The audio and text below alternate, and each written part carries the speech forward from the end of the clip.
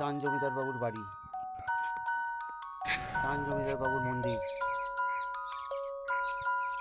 টান জমিদার বাবুর ঘাট, তার সঙ্গে রয়েছে সৎসঙ্গ আশ্রম, ইস্কন মন্দির ও 12 মন্দিরের ঘাট। সবই এই ব্লগে আপনাদের দেখানো হবে। তো বন্ধুরা, আজকে ব্লগটা আমরা এখানেই শুরু করছি। শিয়ালদাহ থেকে 5 টাকার টিকিট কেটে আপনারা সোদপুর স্টেশনে চলে আসবেন। সোদপুর স্টেশনে নেমে আপনারা 1 নম্বর প্ল্যাটফর্মের দিকে চলে আসবেন। সামনের দিকে আপনারা টোটো, রিক্সা, অটো সব কিছুই পেয়ে যাবেন। আমরা অটো ধরে চলে এসেছিলাম পানিহাটি ফেরিঘাট, আর অটোয় ভাড়া নিয়েছিল হচ্ছে 10 টাকা। তো বন্ধুরা, আমরা এই মুহূর্তে মেন গর্বে চলে এসেছি ইস্কন মন্দিরের। পিছনে রয়েছে হচ্ছে আপনার একটি বাঁধানো ঘাট, আর একটি মাঠের মতো জায়গা রয়েছে যেখানে লোক বসিয়ে খাওয়ানো হয়। আর মন্দিরের গেটের সামনে রয়েছে কিছু স্টল, যেখানে আপনারা চাইলে শাড়ি কিনতে পারেন, আর সাজবাজ জিনিস আর মিষ্টির দোকানও রয়েছে। আপনারা এখানে আসলে আপনাদের খুবই ভালো লাগবে। জায়গাটি হচ্ছে খুবই শান্ত পরিবেশ। আর আমরা এই মুহূর্তে চলে যাচ্ছি সৎসঙ্গ আশ্রমে। তো বন্ধুরা, আমরা এই মুহূর্তে চলে এসেছি সৎসঙ্গ আশ্রমে, আর আশ্রমের গেটটি এখনও খোলেনি। তো আমরা একটু এগিয়ে সিধা রাস্তাটা দেখতে পাচ্ছেন, এটি হচ্ছে ঘাটের দিকে চলে গেছে। আর উল্টো দিকে রয়েছে একটি শিব মন্দির, আর শিব মন্দিরের পাশ দিয়ে একটি রাস্তা চলে গেছে, সেটি চলে যাচ্ছে হচ্ছে জমিদার বাবুর বাড়ির দিকে। বন্ধুরা, বাইরের থেকে সৎসঙ্গ আশ্রমটি দেখতে খুবই সুন্দর লাগছিল। আমাদের এখানে আবার আসতে হবে ঘাটটি দেখবার জন্য। তার আগে চলুন এই রাস্তাটি ধরে আমরা জমিদার বাবুর বাড়ির দিকে চলে যাই। আপনারা যে বাড়িটি এখন দেখতে পাচ্ছেন, এটি হচ্ছে জমিদার বাবুর বাড়ি। 300 বছরেরও বেশি পুরনো এই বাড়িটি। এই বাড়িটির ভিতরটা চলুন একবার ঘুরে দেখে নিই কেমন এই বাড়িটির ভিতরটি দেখতে। আজকে আপনাদের যে কটি জায়গা আমরা ঘোরাচ্ছি, সে কটি জায়গা হচ্ছে খুবই শান্ত পরিবেশ। সারা দিনটা আপনার কিভাবে কেটে যাবে আপনারা নিজেরাই টের পাবেন না। এখানে কোনো ট্রাফিকের আওয়াজ নেই, শুধু রয়েছে পাখির কোলাহল। এই বাড়ির মধ্যে জমিদার বাবুর বংশধররা কেউ থাকেন না। এই বাড়ি দেখার জন্য কিছু লোক রেখে দেওয়া হয়েছে, তারা এখানে থেকে দেখাশোনা করে এই জায়গাটি। তারা সবাই এখন বর্তমানে বাংলাদেশে রয়েছে। চলুন বেশি কথা না বাড়িয়ে ভিতরটা একটু আমরা দেখে নিই কেমন দেখতে ভেতরটা। বাড়িটি সেরকম দেখভাল না করবায় মনে হচ্ছে আস্তে আস্তে বাড়িটি পুরো ধ্বংসস্তূপে পরিবর্তন হচ্ছে, আর হয়তো কিছুদিন পর বাড়িটির কোনো অস্তিত্বই থাকবে না।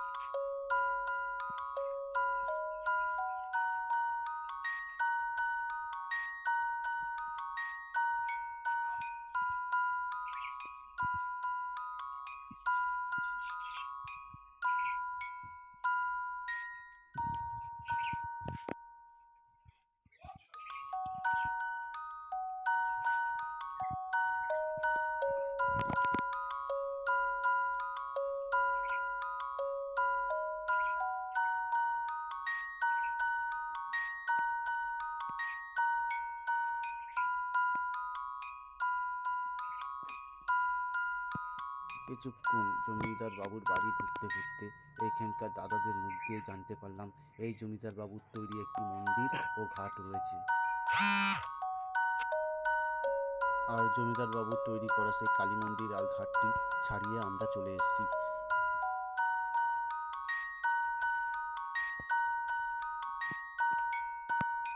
আর কালী মন্দিরটি কোথায় আছে সেটা আমরা জেনে নিলাম দাদাদের মুখ দিয়ে। বললো যে সৎসঙ্গ যে আশ্রমটি রয়েছে ওটা হচ্ছে জমিদার বাবুর জমির মধ্যে তৈরি করা, আর তার পিছনেই রয়েছে জমিদার বাবুর কালী মন্দির, আর পাশেই বাঁধানো রয়েছে ঘাট।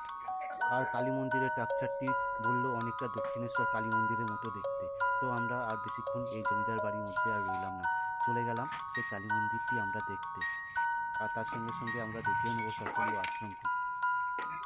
আর সৎসঙ্গ আশ্রমটি দেখবার সময় আপনাদের একটি রাস্তা দেখিয়েছিলাম, ঘাটের দিকে যাচ্ছে। ওই ঘাটের পাশ দিয়ে রাস্তাটা চলে এসছে কালী মন্দিরের দিকে।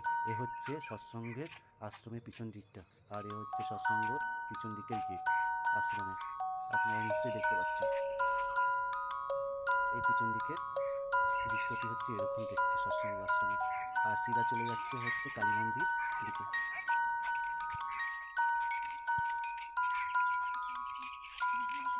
খুবই শান্ত পরিবেশ। কোনো ট্রাফিকের আওয়াজ নেই, শুধু রয়েছে চারিদিক দিয়ে পাখির কোলাহলের আওয়াজ। আর বাঁদিকে মন্দিরটি আর ডান দিকে চলে গেছে ঘাটটি, দেখুন। আর মন্দিরটি দেখুন, পুরো দক্ষিণেশ্বর কালী মন্দিরের মতো অনেকটা দেখতে, খুবই সুন্দর লাগছে দূর দিয়ে দেখতে। আমরাও সামনে গিয়ে আরও দেখবো, চলুন। কি মহারাজ এখানে বসে আছেন? শুয়ে আছেন? হ্যাঁ, একদম বিন্দাস বসে আছে। এটাই হলো জমিদার বাবুর তৈরি করা ঘাট। মন্দিরটা দেখতে খুবই সুন্দর, অনেকটা বড় জায়গা নিয়ে তৈরি করা এই মন্দিরটা। চলুন ঘুরে একবার দেখে নিই।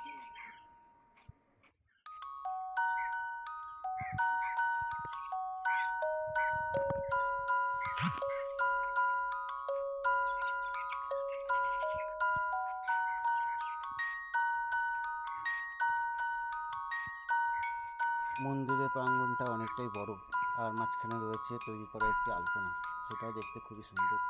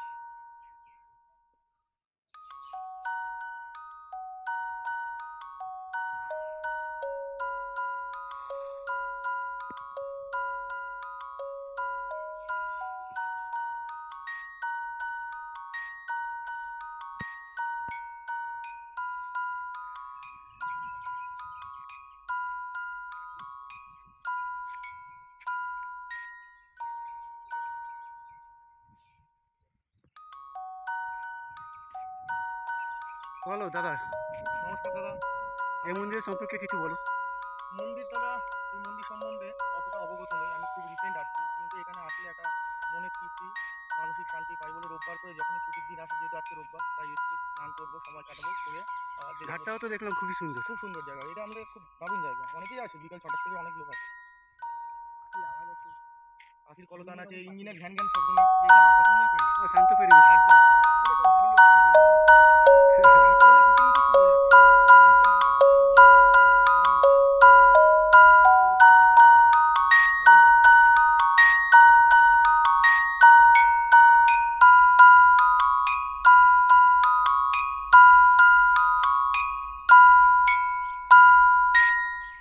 আমরা এখানে কিছুক্ষণ ঘুরবার পর চলে যাব সৎসঙ্গ আশ্রমটি দেখতে, হয়তো এতক্ষণে সেই আশ্রমটি খুলে গেছে।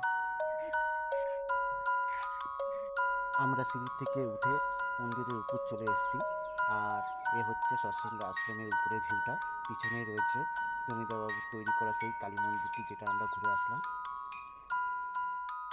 এইখানকার লোকাল দাদাদের মুখ দিয়ে শুনতে পারলাম এখানকার যে মেন গর্ভ কবে খোলা থাকে তারা অনেকেই জানে না, তাই আমরা মন্দিরের ভিতরে ভিডিওটি আপনাদের দেখাতে পারলাম না, বাইরে দিয়ে দেখাচ্ছি আপনাদের ভিউটা।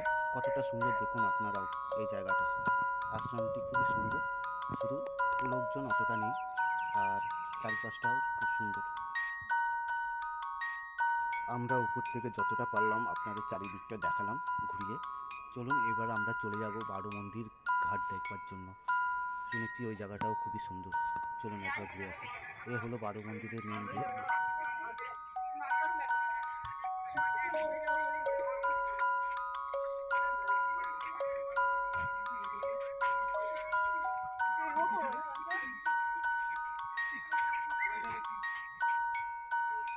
হোমওয়ার্ক দিয়েছি করেনি।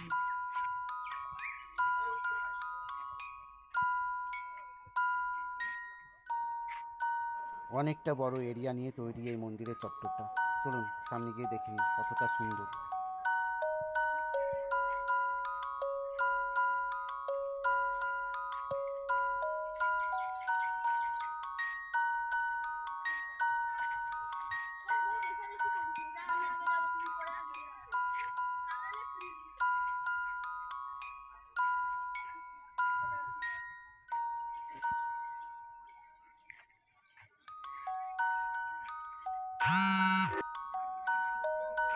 বন্ধুরা, আপনারা যে দূরে ঘাটটি দেখতে পাচ্ছেন এটাই হচ্ছে বারো মন্দিরের ঘাট। আর ডান দিকে দেখুন পরপর 6টা মন্দির একসাথে রয়েছে। অনেকটা দক্ষিণেশ্বরের ছোট ছোট শিব মন্দিরগুলোর মতোই দেখতে। ঠিক উল্টো দিকে দেখুন আরও 6টা শিব মন্দির রয়েছে। এই জন্য 6 6 12, এই জন্য একে 12 মন্দিরের ঘাট বলে। এর আগে এই শিব মন্দিরে ছোট ছোট ভিডিও করে ছাড়া হয়েছে, আপনারা আমার প্রোফাইলে গেলেই দেখতে পারবেন এই ভিডিও, শিব মন্দিরের ভিডিওগুলো। আর আমরা দূরে চলে যাব হচ্ছে ঘাটটার দিকে, শুনেছি ঘাটটা খুবই সুন্দর। চলুন আপনাদেরকেও ঘাটটা দেখিয়ে দিই।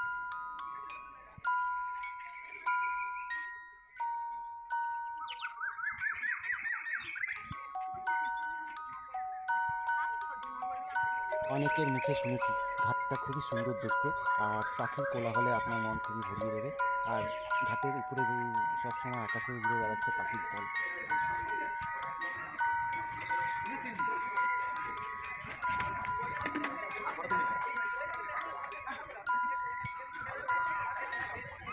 তাহলে বন্ধুরা ঘাটটি দেখুন কতটা সুন্দর দেখতে। আর এখানে অনেকে এসছে এই ঘাটে বসবার জন্য। আর উপরের দৃশ্যটা দেখুন খুবই সুন্দর, সারাক্ষণ পাখি উড়ে বেড়াচ্ছে।